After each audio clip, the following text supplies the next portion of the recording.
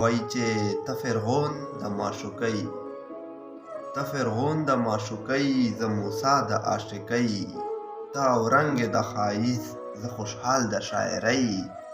او ته محبوب د دنیا، زه ملنګ د دنیاګۍ،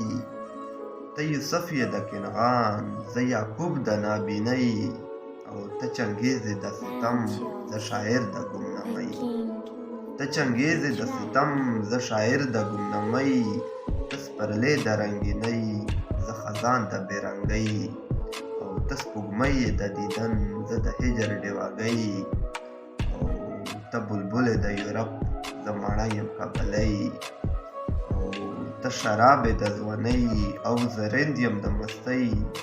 ته د حسن شیرینۍ، زه فرهاد یم غرڅنۍ، ته پښتو یې افغانۍ، زه پښتون یم ننګیالی، او زما مینه بس په تا، ته د حسن ښاپېرۍ، ته لیلا د محبت، زه مجنون یم لیونۍ، ته د حسن شهزادګۍ، زه تایب د ملک